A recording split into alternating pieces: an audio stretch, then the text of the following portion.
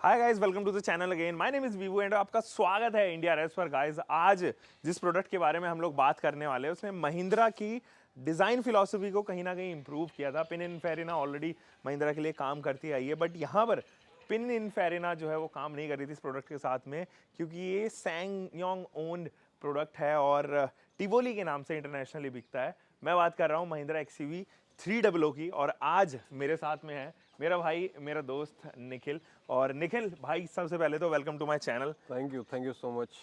बहुत इंतजार करने के बाद ये मौका मिला है चैनल पे आने का। बिल्कुल, ये हमेशा टाइम देते हैं भाई साहब। और या तो हम किसी ऐसे इवेंट में फंस जाते हैं कि शूट नहीं हो पाता। By the way, Nikhil is a proud owner of XUV 300। इससे पहले निखिल के पास में कन्वेंशनल सुजुकी थी, जो कि हर परिवार में रहती है। तो निखिल भाई, अचानक से ऑल्टो से जंप लेना एक एसयूवी पे, क्या मतलब, क्या रीजन क्या रहा? सो बेसिकली गाड़ी लेने का सोचा तो माइंड में ऐसा कोई प्रोडक्ट था नहीं, ऐसी कोई गाड़ी थी नहीं कि लाइक यही लेना है। एक प्राइस स्लैब था कि इतने अमाउंट में एक बढ़िया चीज चाहिए, गाड़ी चाहिए। और कुछ चीजें थी, कुछ प्रायोरिटीज थी that I was looking for कि मेरे को अपनी गाड़ी में एटलीस्ट ये चाहिए। See this being my first vehicle, मेरे दिमाग में कुछ चीजें पार्टिकुलरली ऐसी थी जो मैंने इस गाड़ी को चूज किया है। First, I am travelling with my family, I want to choose a safe vehicle. This offers a 5 star rating. Correct. तो पहली चीज कवर हो गई। Second, I wanted performance. Performance wise इस गाड़ी का डीजल इंजन जस्टिफाई करता है अपने प्राइस टैग को, अपनी कीमत को और अपनी सेफ्टी रेटिंग को भी। थर्ड, मुझे चाहिए था स्पेस। तो स्पेस भी अच्छा खासा ऑफर करती है। मैंने इसी प्राइस कैटेगरी में सारी गाड़ी ऑलमोस्ट, सोनेट, नेक्सॉन, आपकी ब्रीजा, इको स्पोर्ट में सिर्फ एक रीजन था ना लेने का कि उसमें ऊपर ग्रैब रेल हैंडल्स नहीं आते। So when I was 6 airbags के चलते हैं। when I was traveling with my father for the test drive, so मैंने गाड़ी को हल्का सा पुश किया and when I pushed, so पापा ने ऊपर हैंडल पकड़ना चाहा तो था नहीं कुछ। हैंडल नहीं था, तो my father denied it just because of that particular point. Plus another reason was that Ford was going away from India. But उस टाइम ये रूमर नहीं आई थी जब उस तुमने टाइम ये plan रूमर करी थी। नहीं आई थी, बट स्टिल जो शोरूम जिस पे मैं गया था, the salesperson was a friend, so he told me like this can happen anytime. अच्छा। बाकी ऐसा कुछ था नहीं। मैंने सारी गाड़ियां इस प्राइस स्लैब में जितनी भी थी सब ऑलमोस्ट सब सब चल टेस्ट ड्राइव की थी। एक रीजन था जिसकी वजह से मैंने टॉप मॉडल लिया, जो कि एक बहुत ही इंटरेस्टिंग स्टोरी है। उसका कारण है इसका नंबर। अच्छा, ऐसा क्यों? नंबर तो basically- तुम्हें कि कोई भी गाड़ी पे मिल जाता। मैं बताता हूँ। सो बेसिकली हुआ क्या, मैंने गाड़ी बुक करवाई थी वाइट कलर में W6। हाँ। मेन क्राइटेरिया था सनरूफ का, और ये एकमात्र ऐसी गाड़ी थी जो मेरे को एक अच्छे प्राइस में बीच वाले मॉडल में सनरूफ ऑफर कर रही थी। नंबर मुझे यही चाहिए था, तो नंबर मैंने गाड़ी मिलने से पहले खरीद लिया, बुक करवाने के तुरंत बाद। ठीक है। और इस गाड़ी पे उस टाइम 3 महीने की वेटिंग चल रही थी। मुझे मेरे सेल्स एग्जीक्यूटिव ने बोला कि we are going to offer the car with in 20 to 25 days. Okay. उसने जो मेरे को बुकिंग स्लिप दी उस पर भी उसने यही लिख के दिया, बट बाद में वो उसने बात पलट दी। डिनाई कर दिया। ठीक है। अब at that point of time मैंने उसको खूब बहुत फॉलो अप किया, lot I followed up with him. But at last हुआ क्या, उसने मुझे रेड का ऑप्शन दिया कि I have a red W6, अगर आपको चाहिए तो आप ले जाओ। उस टाइम पे मेरी गाड़ी के नंबर एक्सपायर होने में 2 दिन बचे थे। अच्छा। आई डिनाइड कि भैया मुझे लाल गाड़ी नहीं चाहिए, I will not be able to. अब पोलो होती तो red is just fine. Justifiable. Correct. तो मैंने उस टाइम पे उसको बोला, उसने मुझे शाम को कॉल किया। अगले दिन मेरे नंबर का लास्ट डे था। अगले दिन उसने उस दिन शाम को मुझे कॉल किया कि सर एक W8 सिल्वर कलर में खड़ी है, अगर आपको चाहिए तो बताओ। There was a price difference of 1,40,000 from W6 to W8। काफी ज्यादा है यार ये। काफी ज्यादा है। मैंने अपना अकाउंट खोला, मेरे पास अमाउंट था। My father came, I spoke to him and there is a lot of things which are there in W8 and which are not there in W6. Obviously, ORVM, most of the things are covered in this. Cruise control, alloy wheels, 17 inches, automatic wiper, rear wiper, defogger, front and back. DRLs, basically the light, complete lighting system, the sensor system, everything gets changed. Okay. तो my father got convinced कि जो 1.5 लाख रुपए हम ऊपर पे कर रहे हैं, it is justifiable. And if we are buying a car, तो we should go for the top model. उनको एक रीजन ये भी था कि अगर मैं टॉप मॉडल लेता हूँ तो ये कल को इसे कहीं जाके अलॉय वगैरह कुछ नहीं करवाएगा। So that's why I bought this particular model, this particular colour. Book कुछ करवाया था, लेके कुछ आया हूँ बेसिकली। क्या चलो ऐसा काफी बार होता है और ऑलमोस्ट सारी स्टोरी जो है ना वो निखिल भाई ने यहाँ पे हमसे शेयर कर दी है। तो थोड़ा सा ना हम लोग साइड प्रोफाइल की तरफ चलते हैं और साइड प्रोफाइल की तरफ मूव करते करते पीछे की तरफ चलेंगे। अब इसके अंदर जो अलॉय व्हील्स आ रहे हैं वो काफी प्लेन और बेसिक है, डुअल टोन नहीं है, वो मेरे ख्याल में ऑप्शन आता है RW ऑप्शनल में। ठीक है। और यहाँ पर जो सेक्शन मैं देख पा रहा हूँ वो 215/55 साइज का है। 55 हल्का सा छोटी प्रोफाइल मानी जाती है निखिल भाई। तो कभी ऐसा फील हुआ कि इसके सस्पेंशन ट्रेवल में या खड्डेदार सड़कों पे जो है वो कंफर्ट कम हो रहा हो गाड़ी के? सस्पेंशन को लेके एक बहुत इंटरेस्टिंग चीज मैं बताता हूँ। तो हुआ क्या, इसका राइट साइड का पिछला वाला शॉकर लीक हो गया। Okay. I don't know the reason. कहीं ऐसा बम्प भी नहीं हुआ, कहीं गाड़ी बहुत ज्यादा बाउंस भी नहीं हुई। तो उस टाइम पे इसकी 10,000 किलोमीटर की सर्विस ड्यू थी। At that very particular time मैंने गाड़ी फोन किया सर्विस सेंटर में, मेरे पास नंबर था, that my rear shocker is leaking. So वो गाड़ी घर से लेके गए, शॉकर रिप्लेस किया, सर्विस की और गाड़ी वापस ड्रॉप करके गए। जस्ट बिकॉज महिंद्रा यूजुअली ऐसा करता नहीं है, but just because the vehicle is in warranty, plus मैंने इसकी एक्सटेंडेड वारंटी भी ले रखी थी। और तीसरी चीज, विद इन 10,000 किलोमीटर्स ऐसी गाड़ी में which offers a five star safety rating, उसमें ऐसी छोटी माइनर प्रॉब्लम्स आ रही हैं। तो I don't know whether it was a customer justification from Mahindra और whatever the reason was, but उन्होंने इस चीज को जस्टिफाई करके ठीक करके विदाउट एनी कॉस्ट मुझे वापस दिया। तो अच्छा निखिल भाई, पीछे से इसके जो लुक्स हैं शायद सब लोगों को पसंद ना आए क्योंकि ये ऐसा लगता है कि चॉप्ड हो गई है अचानक से गाड़ी जो है ना वो विच इज ट्रू एक्चुअली। ये जो इसका जो ओरिजिनल मॉडल है उसमें पीछे इसमें हल्का सा टेल आता है, but the tail has been chopped off and इसको XUV 300 का लेबल लगा के इंडियन मार्केट में डाल दिया। क्योंकि यहाँ पे कॉम्पैक्ट एसयूवीज हैं तो 4 मीटर के अंदर अंदर आती है। टिवोली जिस नाम पे प्रोडक्ट बिकता है इंटरनेशनली वो 4.1 मीटर की है, तो वो चॉप करना कहीं ना कहीं मैंडेटरी सा हो गया था और जिस वजह से इसकी बूट स्पेस में काफी स्पेस कम हुई है। मैं इधर लेके आना चाहूंगा निखिल तुम्हें। और जब बूट की बात आती है तो ये 257 लीटर का बूट है जो कि एक्चुअली इक्विवेलेंट है स्विफ्ट या entry level mid level hatchback की जितनी भी गाड़ियां हैं। एसयूवीज को एक फन फैक्ट बताता हूँ, महिंद्रा हमेशा से अपनी एसयूवीज के लास्ट में ओ लगाती है। तो XUV 700, 300, 500, स्कॉर्पियो, बुलेरो, KUV 300, तो सबके पीछे एक वो होता है ना ब्लैक मैजिक, सबको लगता है कि यार ओ लगा रहे हैं तो गाड़ियां चल रही है। तो वो कुछ है। Anyway let's just come to interiors और इंटीरियर चेक करते हैं। निखिल भाई एक ड्राइव पे भी चलते हैं बिल्कुल।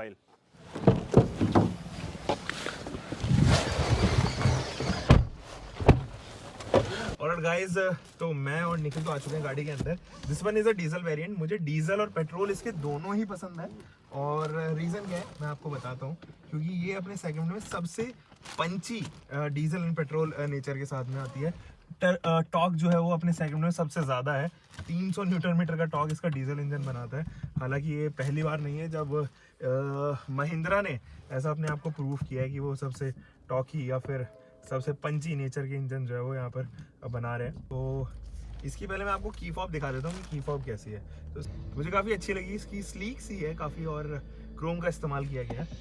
तो निखिल भाई कितने की पड़ी और कौन सा मैन्युफैक्चरर ईयर है इसका? लास्ट ईयर ऑब्वियसली 2021 की मैन्युफैक्चरिंग है और इसको जब मैंने खरीदा था तो इसका प्राइस मुझे ऑन रोड 1320 का पड़ा था।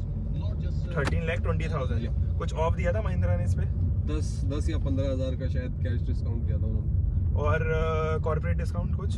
Corporate discount I don't think, exact figures याद नहीं है, बट ऑन रोड प्राइस मेरे को 13,20,000 का उन्होंने दिया था इस गाड़ी का। अच्छा, ये वाला जो मॉडल है उसमें 7 एयरबैग्स नहीं आते मेरे ख्याल में, नी नहीं आता। हाँ, इसमें नी का नहीं आता। तो 6 हैं इसके अंदर। लेकिन और जैसे मैं बात कर रहा था इसके डीजल इंजन की, हम लोग बात भी कर रहे थे अभी पीछे, तो माइलेज क्या ऑफर कर रही है निखिल पहले ये बताओ। माइलेज सी लोकल में 15-16 खूब आराम से निकाल देती है। मेरा लोकल में ज़्यादा यूज होता है। और अगर हाईवे की मैं बात करूं तो मैंने इस पे जो मैक्सिमम एवरेज देखा है टिल डेट टुडे वो था 23.8 का। 23.8 मेरे हाथ में। 23.8 आप टैंक टू टैंक कह रहे हो या फिर इसकी MID का माइलेज बता रहे हो? टैंक टू टैंक ये कैलकुलेट करा था आपने? और MID पे अभी तक कितना मैक्सिमम? MID पे इसने उस टाइम जब 23.8 का मैं आपको एवरेज बता रहा हूँ, उस टाइम पे इसने 26-26.5 का शो किया था। अच्छा, शो किया था। तो प्लस माइनस 3 किलोमीटर का माइलेज बफर कर रही है ये। अच्छा, एक चीज और बताओ, 2 चीज जो मुझे इस गाड़ी में हल्की सी कमियां लगी वो ये है इसका टच स्क्रीन इंफोटेनमेंट सिस्टम थोड़ा सा लैगी है और इनोवेटिव नहीं है, क्योंकि अभी पॉपअप का ज़माना है, वो फ्लोटिंग इंफोटेनमेंट सिस्टम है। और डैशबोर्ड जो है वो काफ़ी नॉर्मल सा लगता है, डिज़ाइन आपको थोड़ा आज से कुछ 10 साल पुराना डिज़ाइन लगेगा ये। इस गाड़ी को जब मैंने खरीदा था तो ये एक नेगेटिव पॉइंट है इसका, मैं बोलूंगा कि म्यूजिक सिस्टम, इतना अमाउंट देने के बाद भी म्यूजिक सिस्टम उस चीज को जस्टिफाई नहीं करता। इंफोटेनमेंट सिस्टम उस मार्क का नहीं है जिसका हो सकता था। करेक्ट। और same is with infotainment system, ये जो स्पीडोमीटर एंड टेकोमीटर है, जो इसकी MID है स्पेशली, ये एक टाइम के बाद ना आपको बोरिंग लगने लगता है। हाँ, करेक्ट। तो ये ऑप्शनल वेरिएंट में भी सेम ही आ रहा है। सेम, बिल्कुल सेम। तो MID भी इसकी थोड़ी नॉर्मल सी लगेगी आपको, फील नहीं कराएगी कि आप जो है वो 13-14 लाख रुपए दे रहे हो। एक चीज को मैं एक लाइन में बोलूं तो एग्जैक्ट सेम स्विफ्ट वाला एक्सपीरियंस देती है। हाँ, सेम कुछ स्विफ्ट ऐसा ही वाला है। करेक्ट। लेकिन 3-4 चीजें मुझे एक्चुअली में इस गाड़ी की अच्छी लगी। एक तो डीजल इंजन काफी पंची है, एक बार वो अपने टर्बो जोन में आया था ना, तो it picks up so quickly कि आपको पता भी नहीं चला, फ्रैक्शन ऑफ सेकंड्स में ये 20 की स्पीड से 60 की स्पीड पे क्रॉस करता है। दूसरी चीज जो मुझे इस गाड़ी की अच्छी लगी वो था कि जब भी आप गाड़ी को स्टार्ट करोगे तो यू ऑलरेडी नो कि आपकी स्टीयरिंग की डायरेक्शन किस पोजीशन पे है, तो वो चीज आपको पता रहता है। अक्सर ये रहता है कि आप जैसे सीधा है स्टीयरिंग और वो बाहर एक्चुअली ज्यादा कटा हुआ है, एक 45 डिग्री के एंगल पे कटा हुआ है, तो आपको पता रहता है अंदर ही, और आप कहीं एक्सीडेंट ना हो जाए, कहीं इधर उधर गाड़ी ना चला दो, इससे थोड़ा सा बच के रहते हो। और तीसरी चीज जो मुझे अच्छी लगी, डुअल क्लाइमेट जोन है। ये जो डुअल क्लाइमेट जोन है, देखो मैंने बहुत टाइम के लिए XUV 300 अपने पास नहीं रखी है, तो ये क्या प्रैक्टिकल कंडीशन में इतना हेल्पफुल है या बस ठीक है? It is helpful. लाइक कभी कभी ऐसा होता है, मैं किसी दोस्त के साथ ट्रैवल कर रहा हूँ या मैं और मेरी वाइफ ट्रैवल कर रहे हैं, तो मुझे बिना AC के ट्रैवल करना इज लाइक, मुझे पसीने आते हैं ट्रैवल करते हुए, बट उसे on the same time like AC क्यों चलाना है, क्यों ऑन करना है, तो it is a practical thing. But see Mercedes वगैरह में 4 जोन क्लाइमेट कंट्रोल भी आता है, तो प्रैक्टिकल है, बट इतना ज्यादा यूजेज आई डोंट फील होता होगा। अच्छा, मैंने नहीं किया आज तक। अच्छा, नहीं आपके लिए मतलब ठीक है, इट्स एन ओके थिंग, मतलब कोई ऐसा नहीं है कि मैंडेटरी चीज नहीं है। मैंडेटरी चीज नहीं है, बट प्रैक्टिकल है। ठीक है। अच्छा, इस गाड़ी की प्रैक्टिकलिटी कैसी है? सामान वगैरह रखने में, स्लॉट्स वगैरह सही बने हुए? कभी ये फील हुआ कि यार मैं फोन रख रहा हूँ कहीं पे भी गिर जा रहा है? तो खांचे जिसको हम लोग कहते हैं, वो यूटिलिटी स्पेस जिसको हम लोग कहते हैं, स्पेस इसमें मेरे को कभी कभी कम फील होता है इन केस लाइक ये जो आप फ्रंट में ग्लव बॉक्स देख लो, ग्लव बॉक्स में सिर्फ बुकलेट ही आएगी, उसके अलावा आप उसमें कोई एडिशनल चीज नहीं डाल सकते। मतलब लंबा है बट वो साइज में इतना बड़ा नहीं है कि आप उसके अंदर कुछ रख पाओ। ग्लव बॉक्स है, ये आर्मरेस्ट है, आर्मरेस्ट भी इतना बड़ा नहीं है, ठीक है, ओके स्पेस है, बट बहुत ज्यादा नहीं है। एक बहुत चीज की कमी जो मुझे महसूस होती है, that is the wireless charger. अच्छा, इसमें वायरलेस चार्जर नहीं आता। अच्छा, मैं मजे की बात बताता हूँ ना, वायरलेस चार्जर आर स्लो, तो उनका नेचर जो है ना वो काफी स्लो रहता है, तो इनसे फिर भी आप बाद में ना वायरलेस चार्जर होने के बाद में भी इसी में लगाओगे, क्योंकि ये फास्ट चार्जर्स हैं, प्लग एंड प्ले। हाँ, करेक्ट। तो अब मुझे, चलो ये सारी चीजें इस बारे में हो गई, मुझे ये बताओ इसका जो थर्ड या सेकंड सर्विस कॉस्ट है वो कितने की पड़ी और कितने किलोमीटर पे आपने करवाई थी? इसकी जो फर्स्ट सर्विस थी 1000 रुपये, उसमें कुछ नहीं करते, 1000 रुपये में बिल बेसिकली जीरो करके दे देते हैं। जो टॉपअप है टॉपअप कर देंगे, अगर कोई ऑयल या कूलेंट वगैरह कुछ कम है तो उसको टॉपअप करके दे देंगे, एंड बेसिकली एक चेकअप रन करते हैं कि गाड़ी में कोई इश्यूज तो नहीं है। सेकेंड सर्विस होती है इसकी 10,000 किलोमीटर पे। 10,000 किलोमीटर की जो सर्विस कॉस्ट थी मेरी, वो थी अराउंड 4,800 रुपीज समथिंग, और उसमें भी जो मेरा सर्विस एजेंट था जिसको मैंने अपनी गाड़ी हैंड ओवर की थी, उसने इसकी इंजन पे 800 रुपए का एक वो आता है कोटिंग एंटी डस्ट वाली, अच्छा, वो करवा दी थी, अदरवाइज इसकी कॉस्ट अराउंड 4,000 के आसपास ही आती। Second service. और it was another reason to choose this vehicle कि इसकी आफ्टर सर्विस मतलब आफ्टर सेल्स मेंटेनेंस भी बहुत रीजनेबल प्राइस पे मेंटेन होती है, बीइंग अ डीजल इंजन। तो 4,000 रुपए मेरे लिए एक बहुत बड़ी प्राइस नहीं है, service cost is just fine. ठीक है, तो अभी 2 हो गई हैं। थर्ड यानी कि जो मेन पेड वाली सर्विस है वो अभी ड्यू है। यस। और वो कितने किलोमीटर पे महिंद्रा ने बोला? वो 20,000 पे होगी, उसके बाद फिर 30,000 पे होगी। अच्छा, फिर मतलब 10,000 के किलोमीटर पे, या फिर एनुअल कर रखा होगा उन्होंने। ठीक है। अच्छा, मुझे 3 चीज और बताओ इसमें। एक तो कंफर्ट, गाड़ी की सीट्स लॉन्ग रन में कैसी हैं वो, ठीक है। दूसरी चीज मुझे इसके AC की परफॉर्मेंस बताओ, एंड स्टीयरिंग का फीडबैक। ये 3 चीजें आप मुझे जरूर बताओ। जहां तक मैं फील कर पा रहा हूँ उसका स्टीयरिंग काफी कंफर्टेबल है। I don't know how it feels on the highways, and मुझे AC की परफॉर्मेंस भी हाईवेज पे नहीं पता, because it is a chilly season, हम लोग नहीं देख पा रहे। Answer to all these 3 questions. सबसे पहला तो सीट कंफर्ट। मैंने बताया कि मैंने गाड़ियां बहुत सारी देखी थी, सीट कंफर्ट मुझे इस गाड़ी जितना, मतलब जब आप बैठते हो ना और गाड़ी पुश करती है आपको पीछे की तरफ, तो यू फील होल्डेड कि हाँ सीट पे अच्छी ग्रेस्प बनी हुई है। ऐसा नहीं है कि आप आउट जोन्ड हो या आप इधर उधर गिर रहे हो। On even on sharp turns आदमी पकड़ा हुआ जकड़ा हुआ रहता है सीट। सरफेस एरिया ज्यादा है। यस। दूसरी चीज स्टीयरिंग, बहुत अच्छा परफॉर्मेंस है। इवन इन्होंने स्टीयरिंग मोड्स भी दिए हुए हैं, you can see the modes are changing. Sport, हाँ ये चीज अच्छी है, करेक्ट। और थर्ड, एसी बहुत प्रैक्टिकल है। इसमें एक चीज मेरे को ये भी फील हुई थी खरीदते हुए कि इसमें रियर एसी वेंट्स नहीं आते। हाँ। बट आज तक भी my mother usually seats at the back, उन्होंने आज तक कभी कंप्लेंट नहीं की कि पीछे गर्मी लग रही है। इवन कभी कभी ऐसा भी होता है कि वो मुझसे बोल के एसी बंद करवा देती है कि पीछे ठंड लग रही है, एसी बंद करो। तो on highways usually on the city distances it is a practical thing. मुझे आज तक इस गाड़ी में कोई शिकायत नहीं है, सिर्फ एक इंफोटेनमेंट सिस्टम को लेकर। अच्छा, इंफोटेनमेंट सिस्टम को लेके एक्चुअली महिंद्रा कभी भी जस्टिफाई कर ही नहीं पाते, सेटिस्फाई कर ही नहीं पाते अपने सब कस्टमर्स को। अभी जो XUV 700 सीरीज आई है ना, उसका इंफोटेनमेंट सिस्टम बहुत लाजवाब है। उसमें 3D सराउंड इन्होंने डाला है। करेक्ट। उसका इनफैक्ट इंफोटेनमेंट सिस्टम ना सीमलेस है। तो ये infotainment system and instrument cluster दोनों एक ही स्क्रीन है। तो ये अगर वो इस तरीके की जनरेशन जो है वो इंफोटेनमेंट सिस्टम की अगर आगे भी आने वाले टाइम में दिखती रहे महिंद्रा को, तो it would be a great thing. और बाकी आप बस लास्ट क्वेश्चन मेरा आपसे रहेगा निखिल भाई, मुझे ये बताओ कि इसका नाइट का ड्राइव एक्सपीरियंस कैसा है, लाइट कैसी है? क्योंकि जो इसकी पीछे की लाइट है, टेल लाइट, वो बहुत चमकी है। अगर आप कभी XUV 300 को देखते हो तो अगर आप पीछे की लाइट देखोगे ना तो बहुत ज्यादा उसकी डेंसिटी ज्यादा है, या क्या कह सकते हैं फ्रीक्वेंसी ज्यादा है लाइट की। बाकी आप मुझे फ्रंट और रियर दोनों का अपना एक्सपीरियंस बताओ। ड्राइविंग एक्सपीरियंस इसका, लाइटिंग बहुत अच्छी है।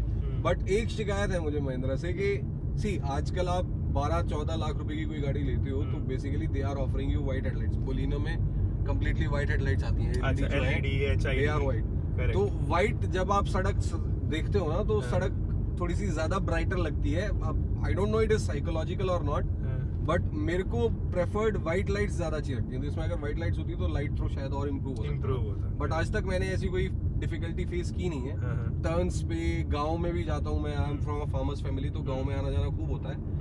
तो मुझे आज तक ऐसा कुछ फील हुआ नहीं कि लाइटिंग बुरी है या कम है या ऊपर नीचे है, बिल्कुल परफेक्ट लाइटिंग। ठीक है, तो बाकी ओवरऑल एक्सपीरियंस अगर मैं आउट ऑफ 10 महिंद्रा की इस गाड़ी को आपसे पूछूं कि कितने मार्क्स आप देना चाहोगे, तो कस्टमर फीडबैक आपसे मैं लेना चाहता हूँ कि कितना आपका रहने वाला out of 10?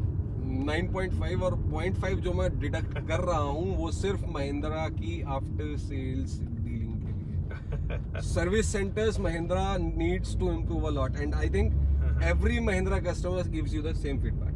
Correct. Premium nature नहीं, वो नहीं है ना अभी भी, क्योंकि कस्टमर आप ज्यादातर देखोगे whenever you come to a village you will be seeing a Bolero or a Marshall or any MUV standing in their family। तो वो अभी भी रूरल से लगाव महिंद्रा, रूरल लोगों का लगाव भी महिंद्रा से बहुत ज्यादा है। कैंपर्स वो लोग खरीदते हैं या इस तरीके की गाड़ियां खरीदते हैं जो पिकअप ट्रक्स हैं। तो वो कहीं ना कहीं वो जुड़ाव अभी भी है और सिटी में लोग प्रेफर कर रहे हैं महिंद्रा को। इनफैक्ट उन्होंने अपनी अपने फ्लैगशिप प्रोडक्ट जो अल्टुरस G4 है वो फिलहाल ही डिसकंटिन्यू किया है। बहुत अच्छा प्रोडक्ट था वो, और आने वाले टाइम में हम उम्मीद करते हैं कि स्कॉर्पियो भी जो है वो आने वाली है काफी अच्छे इंजन ऑप्शन के साथ में, ऐसी इंप्रूव होती रहे उनकी सर्विसेज, आफ्टर सेल सर्विसेज। मिलते हैं गाइस एक और नई वीडियो में, और thank you so much Nikhil भाई आने के लिए हमारे चैनल पे, हमारे शो का एक पार्ट बनने के लिए। सो टेक केयर गाइस, मिलते हैं एक और नई वीडियो में। Until for the next time, bye bye, take care and keep living your car, drive safe guys.